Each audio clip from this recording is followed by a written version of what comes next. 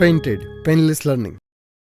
નમસ્કાર વિદ્યાર્થી મિત્રો, સ્વાગત કરું છું તમારું પેઇન્ટેડ લર્નિંગમાં. આજના વિડીયોમાં આપણે જોવાના છીએ કે ધોરણ 12ના વિદ્યાર્થીઓ 99% કેમ લાવી શકે. અને 99% લાવવા માટે ડિયર સ્ટુડન્ટ્સ, તમારા પાસે આપણે એક વ્યૂહરચના રજૂ કરેલી છે કે ભાઈ 1 મહિનાની અંદર કેવી રીતના 90+% જઈ શકાય અને બધા સબ્જેક્ટ કેવી રીતના તમે કરી શકો. આખું વર્ષ કાંઈ ન કર્યું હોય પણ 1 મહિનો જોરદાર મહેનત કરો, તમે બધું રિવિઝન કરી શકશો. એની આપણે ચર્ચા કરી ગયા છીએ. જો તમે પહેલી વખત આ વિડીયોમાં આવ્યા હોય આપણી ચેનલની અંદર તો સબસ્ક્રાઇબ કરી લો અને વિડીયો લાઇક કરી લો. હું તમને હરેક ચેપ્ટરનું પ્લાનિંગ આપવાનું છું અને પ્લાનિંગની સાથે સાથે આઈએમપી પ્રશ્નો પણ આપવાનો છું કે જેથી કરીને તમે લોકો ઓછી મહેનતે ખૂબ સરસ માર્ક્સ લઈ શકો. સો ડિયર સ્ટુડન્ટ્સ, આ વિડીયોમાં ચર્ચા કરવાના છીએ કે 4 દિવસમાં એસપીસીસી કેમ પૂરું કરવું. મેં તમને બોર્ડનો ટાઈમ ટેબલ સમજાવ્યું હતું અને તમને પણ ખબર હશે કે આપણું પહેલું પેપર છે ને એ એકાઉન્ટ છે અને તરત બીજા જ દિવસે 12 તારીખે એસપીસીસી છે અને છેલ્લું પેપર જે છે કોમ્પ્યુટરવાળાને કોમ્પ્યુટર છે, રાઈટ. તો આપણે જે વ્યૂહરચના બનાવી હતી, જે પ્લાનિંગ બનાવ્યું હતું, એની અંદર ચર્ચા કરી હતી કે 10 તારીખથી લઈને 13 તારીખ સુધી એટલે કે 4 દિવસ આપણે કોમ્પ્યુટરવાળા કોમ્પ્યુટર કરશે, એસપીસીસીવાળા એસપીસીસી કરશે, બરાબર ને.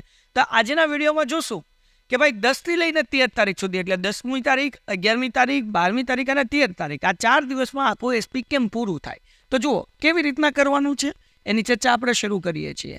આના પછી જે વિડીયો આવશે એ કોમ્પ્યુટર માટે આવશે કે 4 દિવસમાં કોમ્પ્યુટર કેમ પૂરું કરવું. યાદ રાખો વિદ્યાર્થી મિત્રો, જેટલા એસપીસીસી લીધું છે એ નસીબદાર છે. મેં અત્યાર સુધી એસપીસીસીમાં ફેલ થતો એક પણ વિદ્યાર્થી નથી જોયો, છેલ્લા 8 વર્ષથી ભણાવું છું. પણ કોમ્પ્યુટરમાં ફેલ થતા વિદ્યાર્થી ઘણા બધા જોયા છે. એટલે એસપીસીસી પ્રમાણમાં ઇઝી છે પણ આ એક સ્કોરિંગ સબ્જેક્ટ છે. તમે ઈચ્છતા હો આમાં તમે 95, 97, 98, 99 અને 100માંથી 100 માર્ક્સ લાવી શકો. એટલે 95+ જો તમારે લાવવા હોય તો તમે લાવી શકો, બરાબર ને. તો કહેવાનો મતલબ શું છે ડિયર સ્ટુડન્ટ્સ કે તમારે 4 દિવસ પ્રોપર તૈયારી કરવી પડે. કેવી રીતના કરવાની ચલો આપણે ચર્ચા કરીએ. સો પહેલી તારીખ આપણે વાત કરીએ છીએ 10મી તારીખે શું કરવાનું, બરાબર ને. હવે તમને ખબર હોવી જોઈએ પેપર સ્ટાઇલ કે આપણા પેપરની અંદર સેક્શન A થી સેક્શન E સુધીના વિભાગો છે. તો હવે 10મી તારીખ જે છે પહેલો દિવસ તમારે લોકોને સેક્શન C કરવાનું એટલે કે 2 માર્ક્સના પ્રશ્ન કરવાના. સાહેબ ક્યાંથી કરવાના? તમારી આગળ કોઈ પણ પ્રકાશનનું અગર પ્રશ્નપત્ર હોય, દાખલા તરીકે મારવર્ડ થઈ ગયું, લિબર્ટી થઈ ગયું, ગાલા થઈ ગયું, અથવા તમને સ્કૂલમાંથી કોઈ આપ્યું હોય અથવા તો છેલ્લા 5 વર્ષના પેપર હોય, આ પેપર તમારી પાસે આવે અને તમે કરી નાખો. કેટલા પેપર કરવાના? તો કે ખાલી 5 પ્રશ્નપત્ર કરો તો ચાલે, 6 કરો તો બહુ સરસ, સોનામાં સુગંધ ભળે એના જેવું થાય. પણ તમારે જે છે એ 5 પ્રશ્નપત્ર તો કરી નાખવા જોઈએ, બરાબર ને. આ મારું માનવું છે. તો 5 પ્રશ્નપત્ર તમારે કરવાના. 5 પ્રશ્નપત્રનો વિભાગ C 1 દિવસની અંદર કરવાનો. હવે એમાંય ધ્યાન રાખવાનું, જો કેવી રીતના પાકું કરે હું સમજાવું. વિભાગ C ની અંદર વિદ્યાર્થી મિત્રો એક્ઝામમાં આપણને 10 પ્રશ્નો આપ્યા હશે અને કોઈ પણ 7 પ્રશ્નો જ આપણે લખવાના છે. તો તમારે લોકોને એક પ્રશ્નપત્રના પહેલા 7 સવાલ જવાબ અથવા તો તમને ઇઝી લાગતા હોય 7 સવાલ જવાબ કરવાનું, પણ એનું ધ્યાન રાખવાનું. માનો કે તમે કરો છો લેટ્સ સે કે 31મો પ્રશ્ન, તો 5 પ્રશ્નપત્રનો 31મો પ્રશ્ન પહેલા પાકો કરી નાખો. પછી કરો છો 32મો પ્રશ્ન, તો 5 પેપરનો 32મો પ્રશ્ન કરી નાખવાનો. આનાથી ફાયદો શું થશે કે તમને ખબર પડશે કે ભાઈ 31મા પ્રશ્નની અંદર પહેલા ચેપ્ટરના સવાલ જવાબ છે તો પહેલા ચેપ્ટરમાંથી કયા સવાલ જવાબ પૂછાય છે. મજાની વાત એવી હશે કે 31મો પ્રશ્ન તમે પહેલા પેપરનો કર્યો, બીજાનો કર્યો, ત્રીજાનો કર્યો, તો ચોથા અને 5મા પ્રશ્નપત્રની અંદર 99% કેસમાં એવું થતું હશે કે પહેલા જે પ્રશ્ન પૂછાણા એ રિપીટ થતા હશે.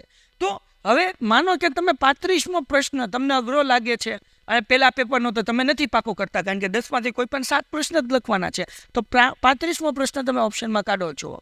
તો બીજા પ્રશ્નપત્રનો 35મો કાઢી નાખવાનો, ત્રીજાનો 35મો કાઢી નાખવાનો, એટલે 35મો સવાલ કરવાનો જ નહીં એકે પ્રશ્નપત્રનો. ખ્યાલ આવ્યો કે નહીં? કે એના કારણે તમે એક્ઝામમાં પણ તમારું માઇન્ડસેટ ક્લિયર હશે કે ભાઈ આપણે 35મો પ્રશ્ન નથી કરવાનો. કેમ? તો કે ભાઈ પેપરની અંદર જે 31મો પ્રશ્ન હશે એ પહેલું ચેપ્ટર હશે, તો 5 પેપરમાં બોર્ડના પેપરમાં તે 31મો પ્રશ્ન પહેલા ચેપ્ટરનો જશે. એની બ્લુપ્રિન્ટ ચેન્જ ન થાય એટલે ચિંતા ન કરવી. સો આવી રીતે જો તમે વ્યૂહરચનાથી તૈયાર કરો તો 7 પ્રશ્ન થાય, 5 પેપરના કરો એટલે એક દિવસમાં 35 સવાલ જવાબ તમારે પાકા કરવાના. અને આ 2 માર્ક્સના છે એટલે કે 2 માર્ક્સના સવાલના જવાબ હોય તો 6 મુદ્દા તો બહુ થઈ ગયા ભાઈ. તો હવે તમારે શું કરવાનું, 6 મુદ્દાના 35 સવાલ જવાબ પાકા કરવાના.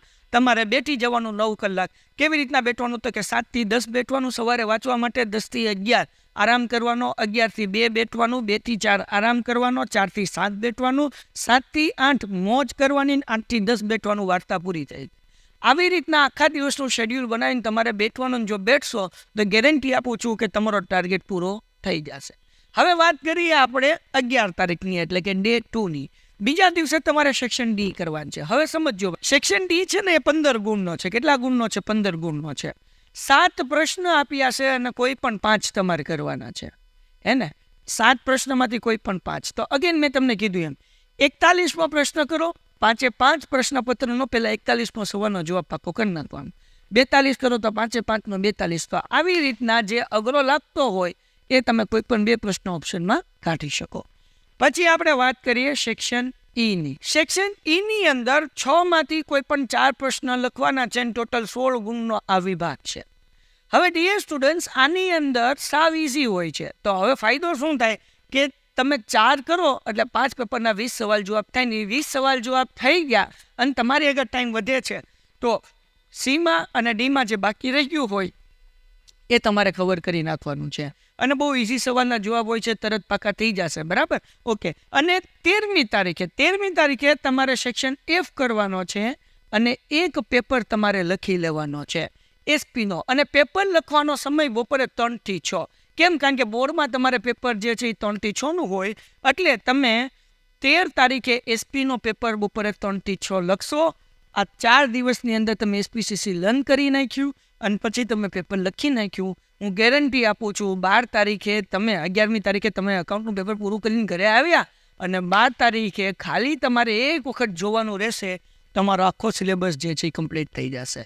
હવે સેક્શન એફ કેટલા માર્ક્સનો છે અને કેટલા સવાલ કરવાના છે એની આપણે ચર્ચા કરીએ. હવે સેક્શન એફની અંદર 7 માંથી કોઈ પણ 5 પ્રશ્ન લખવાના છે અને ટોટલ 25 માર્ક્સનો જે છે આ શું કહેવાય કે આખો સેક્શન છે, જેમાં લેટર પણ આવી ગયા.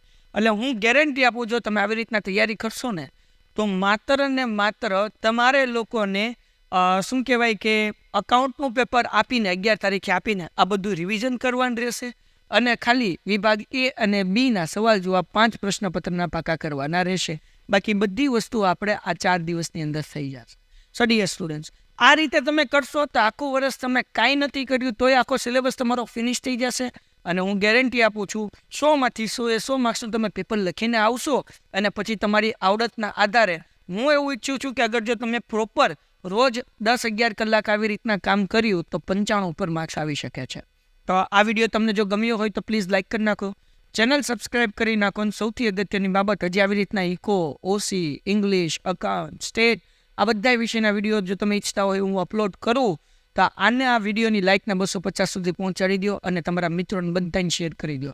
આપણો સબસ્ક્રાઈબરનો ટાર્ગેટ છે કે તમારી માર્ચની એક્ઝામ આવે 11 તારીખે ત્યાં સુધીમાં આપણે 100K સબસ્ક્રાઈબર પહોંચવાનું છે. એટલે પ્લીઝ મારા ટાર્ગેટ સુધી પહોંચવામાં તમે મારી હેલ્પ કરશો એવો મને પૂરો તમારા ઉપર વિશ્વાસ છે. જે લોકોએ ચેનલ સબસ્ક્રાઈબ નથી કરી એ ચેનલ સબસ્ક્રાઈબ કરશે. ગુડ બાય, ધન્યવાદ. Painted, Painless Learning.